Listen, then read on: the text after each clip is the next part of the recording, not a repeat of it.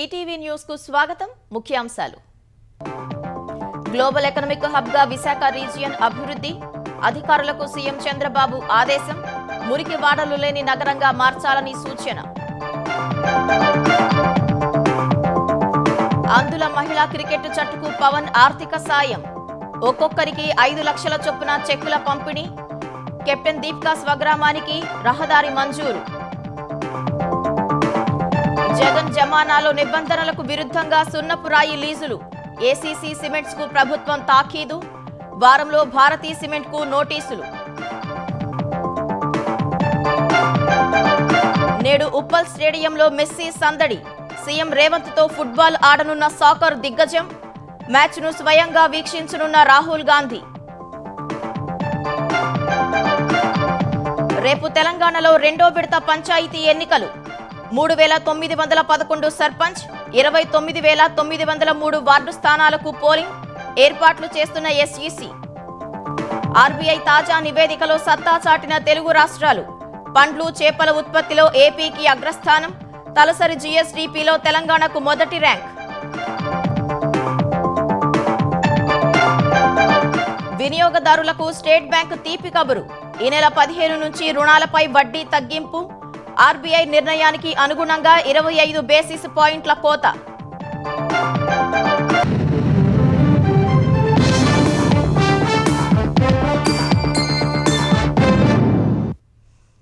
సమగ్ర ప్రణాళికతో Visakha economic రీజియన్ను global economic హబ్గా చేయడమే లక్ష్యంగా కార్యాచరణ అమలు చేయాలని ముఖ్యమంత్రి చంద్రబాబు అధికారులను ఆదేశించారు. పరిశ్రమలు, ఐటీ, పర్యాటకం, పట్టణాభివృద్ధి, హరిత ఇంధనం, మౌలిక వస్తువులు వంటి అన్ని రంగాల్లోనూ విశాఖ ఎకనామిక్ రీజియన్ అభివృద్ధి కావాలని నిర్దేశించారు.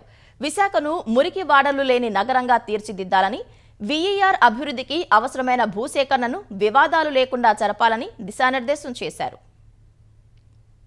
విశాఖ ఎకనామిక్ రీజియన్ అభివృద్ధిపై తొలిసారి విశాఖలో మంత్రులు, ఉన్నతాధికారులు, జిల్లాల కలెక్టర్లు, ప్రజాప్రతినిధులతో ముఖ్యమంత్రి చంద్రబాబు సమీక్ష నిర్వహించారు. ఇందులో విశాఖ ఎకనామిక్ రీజియన్ వీఈఆర్, సమగ్రాభివృద్ధి, రోడ్లు, రైలు మార్గాలు, పోర్టులు, లాజిస్టిక్స్, ఇతర రంగాలకు సంబంధించి 49 ప్రాజెక్టులపై అధికారులతో సీఎం చర్చించారు. 2024లో $52 బిలియన్ జీడీపీతో ఉన్న వీఈఆర్ ను 2032 నాటికి 125 నుంచి 135 బిలియన్ ఎకానమీగా తీర్చిదిద్దడమే లక్ష్యమని స్పష్టం చేశారు.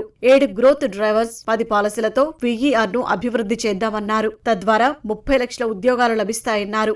వీఈఆర్ మాస్టర్ ప్లాన్ సమర్థంగా అమలు చేస్తే 2047 నాటికి 750 నుంచి 800 బిలియన్ ఎకానమీకి చేరుకోవచ్చన్నారు. మాస్టర్ ప్లాన్ ప్రకారం రానున్న 3 నెలల్లో ఏం చేయాలనే దానిపై అధికారులకు సీఎం దిశానిర్దేశం చేశారు. విశాఖపట్నంలో అంతర్జాతీయ ప్రమాణాలతో కన్వెన్షన్ సెంటర్ నిర్మాణానికి ప్రణాళికలు సిద్ధం చేయాలని సూచించారు. Steel city, industrial city, pharma city, tourism ఇలా అన్ని రంగాలను అభివృద్ధి చేసేందుకు వీఈఆర్ లో వీలు ఉందన్నారు. అనకాపల్లిలో త్వరలో మెట్టెక్ జోన్ 2 ప్రారంభిస్తామని, టాయ్స్ పార్క్ లో పరిశ్రమలు పెట్టేవారికి ప్రోత్సాహకాలు ఇస్తామని తెలిపారు. డిఫెన్స్ తయారీ కంపెనీలను ఆకర్షించాల్సి ఉందన్నారు. రీజియన్ లోని ఏజెన్సీ ప్రాంతాలను మిగిలిన ప్రాంతాలతో అనుసంధానం చేయాలన్నారు. రహదారుల విస్తరణపైన దృష్టి పెట్టాలన్నారు. ప్రతి 2 నెలలకు ఈ ప్రాంత అభివృద్ధిపై ప్రత్యేకంగా సమీక్ష నిర్వహిస్తారని చంద్రబాబు చెప్పారు. రైతులు సమిష్టిగా ముందుకొస్తే ప్రైవేటు పారిశ్రామిక పార్కుల ఏర్పాటుకు అనుమతిస్తామని ముఖ్యమంత్రి అన్నారు. పరిశ్రమలు తీసుకురావడం ద్వారా ఉత్తరాంధ్రలో వలసలు పూర్తిగా నిలిచిపోతాయని చెప్పారు. అవసరానికి మించి డేటా సెంటర్ల ఏర్పాటును ప్రోత్సహించకుండా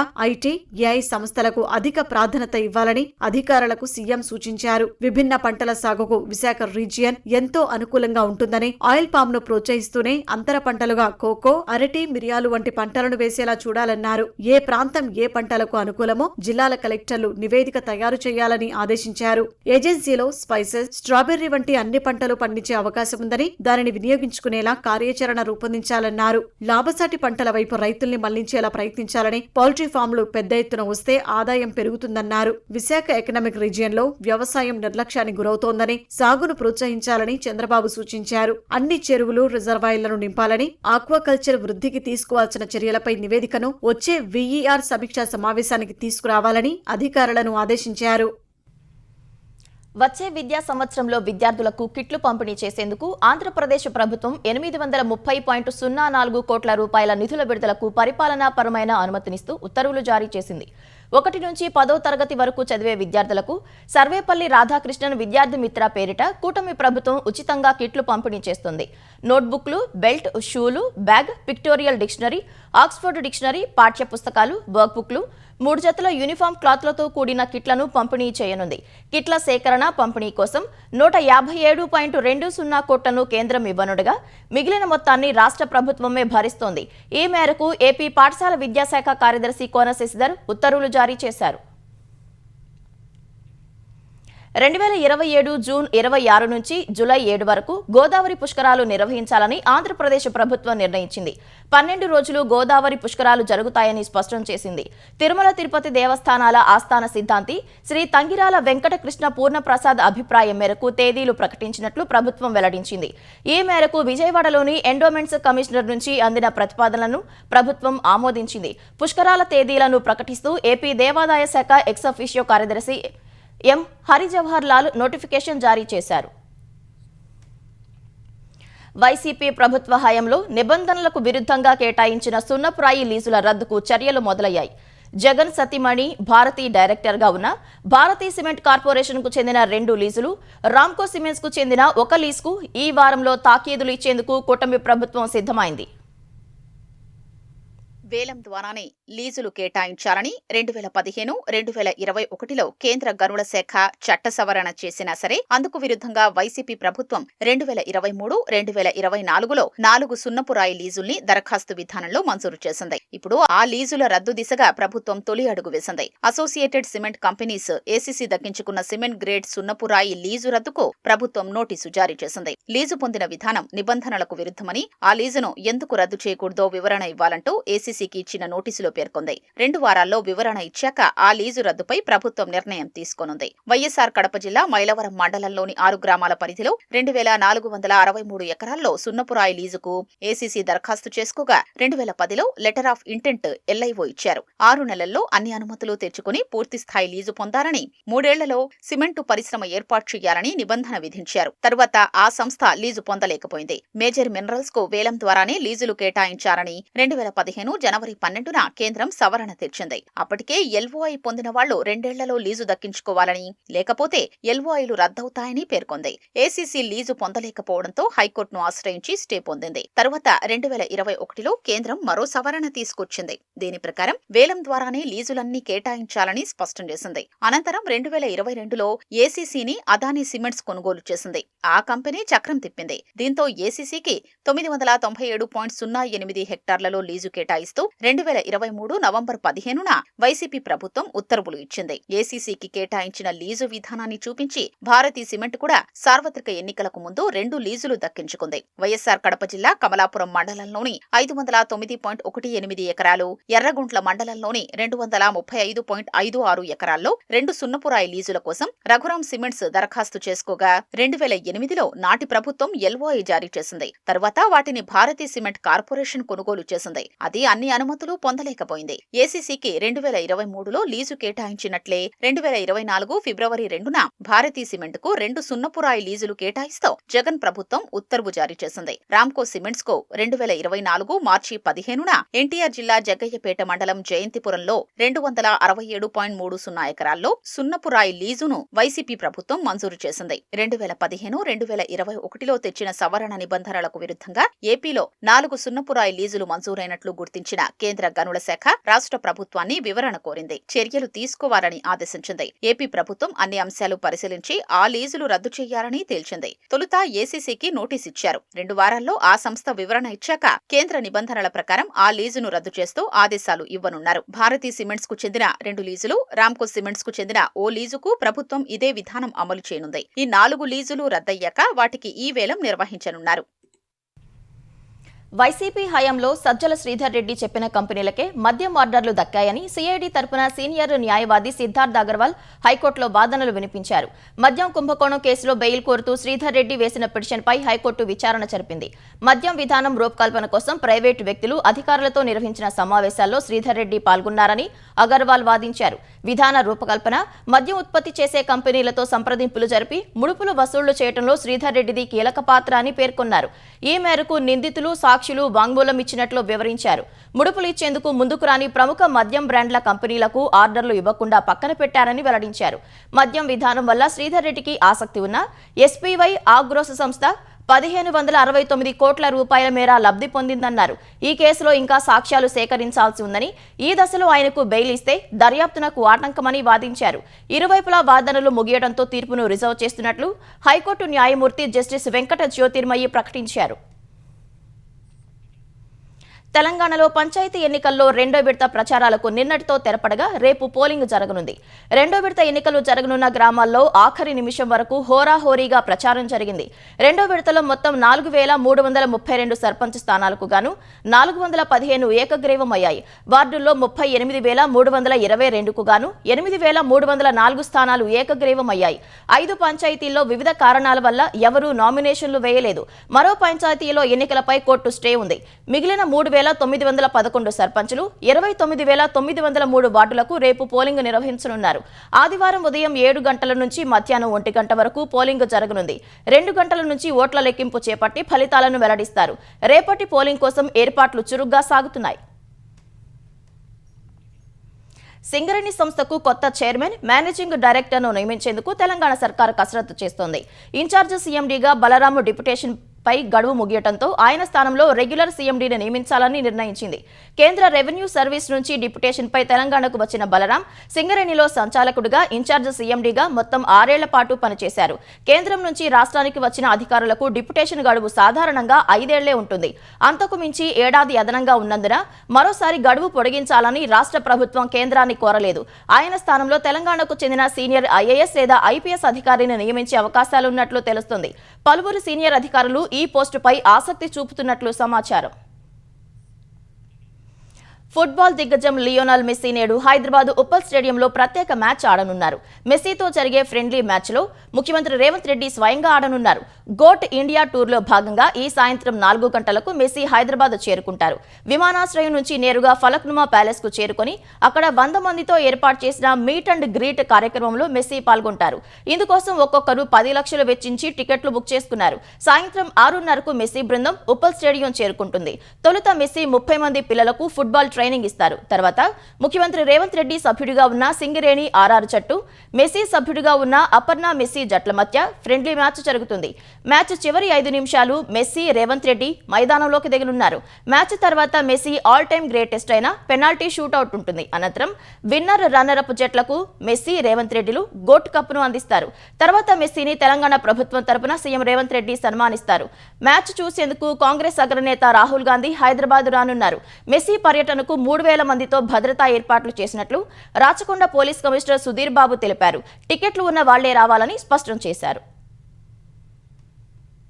is to get full match here, not just exhibition match, but doing best, dignified గా డీసెంట్ గా బిహేవ్ చేయాలి. స్టేడియం దగ్గర ఏ పాస్లు అమ్మబడవు అని ఆన్లైన్ లోనే ఆల్రెడీ అమ్మడం జరిగింది. సో ఎవరైతే పాస్లు ఉండవో వాళ్ళు స్టేడియం దగ్గర రావద్దు. మెస్సీ గారికి ఈస్ గాట్ జెడ్ కేటగిరీ బందోబస్తు ట్రాఫిక్ పర్స్పెక్టివ్ లో గ్రీన్ ఛానల్ లో ఆయన ట్రావెల్ చేస్తారు. So vehicle will be moving very speed. So there is no chance of seeing him also. మీరు అతను చూడొచ్చు అని స్టేడియం దగ్గరకు వస్తే కనబడదు అనుకుంటే that is also not possible. Reserve Bank of India తాజా నివేదికలో వివిధ రంగాల్లో తెలుగు రాష్ట్రాలు సత్తా చాటాయి. పండ్లు, చేపల ఉత్పత్తిలో దేశంలోనే ఆంధ్రప్రదేశ్ మొదటి స్థానాన్ని కైవసం చేసుకుంది. పండ్ల తోటల సాగులో 2వ స్థానంలో నిలిచింది. తలసరి జీఎస్డీపీలో తెలంగాణ అగ్రస్థానం సాధించింది. విద్యుత్ లభ్యతలో 2, వరి సాగులో 3వ ర్యాంకులో నిలిచింది. తెలుగు రాష్ట్రాల్లో సగటు జీవితకాలం 70 ఏళ్లు ఉన్నట్లు ఆర్బీఐ నివేదిక వెల్లడించింది. 2024-25 ఆర్థిక సంవత్సరంలో వివిధ రంగాల్లో రాష్ట్రాలు, కేంద్రపాలిత ప్రాంతాలు సాధించిన పురోగతి గణాంకాల్ని Reserve Bank of India RBI విడుదల చేసింది. ఈ జాబితాలో కొన్ని రంగాల్లో తెలుగు రాష్ట్రాలు అగ్రస్థానాన్ని సాధించాయి. పండ్ల ఉత్పత్తిలో దేశంలో ఆంధ్రప్రదేశ్ మొదటి స్థానం దక్కించుకుంది. పండ్ల తోటల సాగులో 2వ స్థానంలో నిలిచింది. 1,93,00,000 టన్నుల పండ్లు ఉత్పత్తి చేస్తూ ఆంధ్రప్రదేశ్ దేశంలోనే ప్రథమ స్థానం దక్కించుకుంది. 1,68,00,000 టన్నుల ఉత్పత్తితో మహారాష్ట్ర 2వ స్థానంలో నిలిచింది. 8.96 లక్షల హెక్టార్లలో పండ్ల తోటలు సాగు చేస్తూ మహారాష్ట్ర తొలి స్థానంలో ఉండగా 8.07 లక్షల హెక్టార్లలో పండ్ల తోటలు సాగు చేస్తున్న ఆంధ్రప్రదేశ్ రెండో స్థానం దక్కించుకుంది. 51.58 లక్షల టన్నుల చేపల ఉత్పత్తితో ఏపీ దేశంలోనే అగ్రస్థానం సంపాదించింది. 22.02 లక్షల టన్నులతో పశ్చిమ బెంగాల్ రెండో స్థానంలో ఉంది. ప్రస్తుత ధరల వద్ద ఆంధ్రప్రదేశ్ స్థూల ఉత్పత్తి 2024-25లో 15.93 లక్షల కోట్లుగా ఉన్నట్లు ఆర్బీఐ తెలిపింది. 2024-25లో తలసరి రాష్ట్ర స్థూల జాతీయోత్పత్తి జీఎస్డీపీలో పెద్ద రాష్ట్రాలన్నింటిలో 3.87 లక్షలతో తెలంగాణ టాప్ ర్యాంకుల్లో నిలిచింది. కర్ణాటక 3.80 లక్షలు, తమిళనాడు 3.61 లక్షలు, మహారాష్ట్ర 3.09 లక్షలతో 2, 3, 4 ర్యాంకుల్లో నిలిచాయి. కేంద్రపాలిత ప్రాంతాల్ని కూడా కలిపి చూస్తే ఢిల్లీ 4.93 లక్షల జీఎస్డీపీతో ముందుంది. ఏపీ తలసరి జీఎస్డీపీ 2.66 లక్షలుగా ఉంది. వార్షిక తలసరి విద్యుత్ లభ్యతలో 2,503 యూనిట్లతో పంజాబ్, 2,306 యూనిట్లతో తెలంగాణ, 2,293తో హర్యానా తొలి 3 ర్యాంకుల్లో నిలిచాయి. జాతీయ సగటు 1,208 యూనిట్లు కాగా ఏపీ 1,481 యూనిట్లతో 14వ స్థానంలో ఉంది. వరి సాగు విస్తీర్ణంలో ఉత్తరప్రదేశ్ 73.90 లక్షల హెక్టార్లు, పశ్చిమ బెంగాల్ 55.92 లక్షల హెక్టార్లు, తెలంగాణ 48.09 లక్షల హెక్టార్లతో తొలి 3 ర్యాంకుల్లో నిలిచాయి. తెలుగు రాష్ట్రాల్లో 2019-23 మధ్య జనన మరణ వివరాల ప్రకారం మనిషి జీవితకాలం 70 ఏళ్లు. అందులో పురుషుల జీవితకాలం 68, మహిళలది 73గా ఉంది. పురుషుల కంటే మహిళలు 5 ఏళ్లు ఎక్కువగా జీవిస్తున్నారు. జాతీయ సగటు 70 ఏళ్లతో సమానంగా 2 రాష్ట్రాలు ఉన్నాయి. సుస్థిరాభివృద్ధి లక్ష్యాల సాధనలో 74 మార్కులతో 2 తెలుగు రాష్ట్రాలు 10వ స్థానంలో నిలిచాయి. టీ20 ప్రపంచ కప్ సాధించిన అందుల మహిళా క్రికెట్ జట్టుకు ఏపీ ఉప ముఖ్యమంత్రి పవన్ కళ్యాణ్ ఆర్థికంగా అండగా నిలిచారు. మంగళగిరి క్యాంపు కార్యాలయంలో క్రీడాకారులతో సమావేశమైన పవన్ ఒక్కొక్కరికి ప్రోత్సాహకంగా 5 లక్షల రూపాయల చెక్కులు అందజేశారు. సహాయ సిబ్బందికి 2 లక్షల చొప్పున మొత్తం 84 లక్షలు ఇచ్చారు. పట్టుచీర ప్రదానం చేసి శాలువాతో సత్కరించారు. ఆంధ్రప్రదేశ్ హస్తకళకు సంబంధించిన జ్ఞాపిక, కొండపల్లి బొమ్మలు, అరకు కాఫీ డబ్బాలతో కూడిన బహుమతిని అందించారు. వైకల్యాన్ని ఎదిరించి అంతర్జాతీయ స్థాయిలో ప్రతిభ చూపి కప్పు గెలిచారని వారిని పవన్ ప్రశంసించారు. సత్యసాయి జిల్లాకు చెందిన కెప్టెన్ దీపిక ఆట కోసం పడిన కష్టంతో పాటు తన ఊరి సమస్యలను ఉప ముఖ్యమంత్రి దృష్టికి తీసుకెళ్లారు. వెంటనే పవన్ స్పందించి ఆమె గ్రామానికి రోడ్డు మంజూరు చేస్తున్నట్లు ప్రకటించారు. అల్లూరు జిల్లాకు చెందిన కరుణకుమారికి ఇల్లు మంజూరు చేయాలని ఆదేశించారు. ఆంధ్ర క్రికెట్ అసోసియేషన్ ద్వారా కార్పొరేట్ల సాయం తీసుకుని క్రీడాకారులకు మెరుగైన సదుపాయాలు కల్పిస్తామని పవన్ చెప్పారు. కెప్టెన్ దీపిక గురించి చెప్పాలంటే మాటల్లో ఆట కష్టం మాత్రమే కాదు, మా ఊరికి కావాల్సిన సదుపాయాల గురించి మాట్లాడాలనే సామాజిక స్పృహ నిజంగా ఉంది. I think we will make sure that you will get the right support, and we will make sure, I think I'll also ask a lot of corporates. I'll take some corporates' help to make sure that they'll provide a good living conditions for you, and especially for Devi ji from Jammu. స్త్రీ శక్తి పథకాన్ని మరింత సమర్థంగా అమలు చేసేందుకు ఏటా 1500 కొత్త బస్సులను ప్రవేశపెట్టాలని RTC ఉద్యోగులు ప్రభుత్వాన్ని కోరారు. బస్సుల్లో రద్దీకి తగ్గట్టు సిబ్బంది నియామకాలను చేపట్టాలని విజ్ఞప్తి చేశారు. విజయవాడ ఇందిరాగాంధీ మున్సిపల్ స్టేడియంలో ఆర్టీసీ ప్రధాన ఉద్యోగ సంఘం ఎన్ఎంయూఏ రాష్ట్ర స్థాయి 2వ మహాసభ నిర్వహించింది.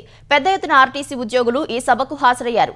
ఆర్టీసీ సిబ్బంది పెండింగ్ సమస్యలను పరిష్కరించాలని కోరారు. కూటమి ప్రభుత్వంలో ఉద్యోగుల సంక్షేమం, అభివృద్ధి కోసం తీసుకున్న చర్యలపై తొలుత చర్చించారు. కూటమి ప్రభుత్వం వచ్చాక ఆర్టీసీ ఉద్యోగుల సంక్షేమం కోసం తీసుకున్న చర్యలను ఏపీఎస్ఆర్టీసీ ఎండీ ద్వారకా తిరుమలరావు వివరించారు. ఆర్టీసీ మహిళా ఉద్యోగులకు త్వరలో చైల్డ్ కేర్ లీవ్లను మంజూరు చేస్తూ ప్రభుత్వం ఉత్తర్వులు ఇస్తుందని చెప్పారు. 7,000 మంది ఉద్యోగులకి ప్రమోషన్లు వచ్చినాయి. కానీ మాకున్నటువంటి సమస్య ఏంటంటే ఏపీఎస్ఆర్టీసీ రెగ్యులేషన్స్ ప్రకారం మాకు ఇంతకుముందు ప్రమోషన్లు వచ్చేవి. ప్రభుత్వంలో కలవడం వల్ల కొన్ని మాకు ఇబ్బందులు కలిగినాయి. వాటిలన్నీ అధిగమించి స్వయాన ముఖ్యమంత్రి గారు ఈ ఫైల్ క్లియర్ చేయబట్టి మాకు 7,000 మంది ఉద్యోగస్తులకి ఈ మధ్య ప్రమోషన్లు వచ్చాయి. దానికి కూడా ప్రభుత్వానికి ప్రత్యేకంగా కృతజ్ఞతలు తెలియజేసుకుంటూ ఉన్నాను. ఈహెచ్ఎస్లో ఉన్నప్పటికీ టెర్మినల్ ఇల్నెస్ ఉన్న వాళ్ళకి, అంటే దీర్ఘకాలిక వ్యాధులతో బాధపడుతున్న వాళ్ళకి మందులు ఇవ్వడానికి సర్వింగ్ వాళ్ళకి లేదు, రిటైర్ వాళ్ళకి లేదు. ఎస్టిమేట్ వేయిస్తున్నాము. వీలైనంత త్వరలో దీనికి సంబంధించిన ఉత్తర్వులు కూడా ఇవ్వడం జరుగుతుంది. కొన్ని ఆస్తులను తన సోదరి షర్మిలకు ఇవ్వాలనుకున్నప్పటికీ ఆమె చర్యలతో ఒప్పందాల అమలు వద్దనుకున్నట్లు వైసీపీ అధ్యక్షుడు జగన్ స్పష్టం చేశారు. ఆస్తులన్నీ తన స్వార్జితమని, షర్మిలకు ఇలాంటి చట్టబద్దమైన హక్కులు లేవని చెన్నైలోని జాతీయ కంపెనీ అప్లెట్ ట్రైబ్యునల్కు నివేదించారు. తమ పేర్లతో ఉన్న వాటాలను బదలాయిస్తూ సరస్వతి కంపెనీ బోర్డు ఏకపక్షంగా తీర్మానం చేసిందన్నారు. సరస్వతి కంపెనీ బోర్డు తీర్మానాన్ని ఎల్సీఎల్టీ రద్దు చేసి వాటాలను పునరుద్ధరించాలని ఆదేశించిందన్నారు. ఎన్సీఎల్టీ ఇచ్చిన తీర్పుపై అప్పీలు చేసే అర్హత సరస్వతి పవర్ లిమిటెడ్ కు లేదని జగన్ తెలిపారు. వాటాల బదలాయింపు ఒప్పందం జరిగిన 3 ఏళ్లు మౌనంగా ఉండి తర్వాత బదలాయించడాన్ని సమర్థించుకోవడానికి సరైన కారణం లేదన్నారు. ఈ మేరకు కౌంటర్ దాఖలు చేసిన జగన్ తీర్పుపై ఇచ్చిన స్టే ఉత్తర్వులను తొలగించాలని అభ్యర్థించారు. హైదరాబాద్ వచ్చిన ఉత్తరప్రదేశ్ మాజీ ముఖ్యమంత్రి అఖిలేష్ యాదవ్ ముఖ్యమంత్రి సీఎం రేవంత్ రెడ్డిని మర్యాదపూర్వకంగా కలిశారు. జూబిలీహిల్స్ లో సీఎం రేవంత్ రెడ్డి నివాసానికి వెళ్లిన అఖిలేష్ యాదవ్ రేవంత్ తో సమావేశమయ్యారు. వివిధ రాష్ట్రాలు, జాతీయ స్థాయి రాజకీయ పరిస్థితులపై ఇరువురు చర్చించారు. తెలంగాణలో అమలు చేస్తున్న అభివృద్ధి సంక్షేమ కార్యక్రమాలను అఖిలేష్ కు సీఎం రేవంత్ రెడ్డి వివరించారు. సమాజ్వాదీ పార్టీ స్ఫూర్తితో తిరిగి అధికారంలోకి వచ్చేందుకు బీఆర్ఎస్ కృషి చేస్తుందని ఆ పార్టీ కార్యనిర్వాహక అధ్యక్షుడు కేటీఆర్ వెల్లడించారు. హైదరాబాద్ వచ్చిన ఎస్పీ అధ్యక్షుడు అఖిలేష్ యాదవ్ నందీనగర్లోని కేటీఆర్ నివాసానికి వెళ్లారు. కేటీఆర్, హరీష్ రావు ఇతర బీఆర్ఎస్ నేతలతో సమావేశమయ్యారు. కేసీఆర్ ను కలిసేందుకు అఖిలేష్ వచ్చినట్లు కేటీఆర్ వివరించారు. అఖిలేష్ తో తొందరలోనే కేసీఆర్ సమావేశం ఉంటుందని చెప్పారు. కేటీఆర్ ను కలవడం సంతోషంగా ఉందని, సొంత మనుషులను కలిసినట్లు ఉందని అఖిలేష్ వివరించారు. రాజకీయాల్లో ఎత్తుపల్లాలు సహజమన్న ఆయన దేశంలో పరిస్థితుల్లో మార్పు వస్తుందని నమ్ముతున్నట్లు తెలిపారు.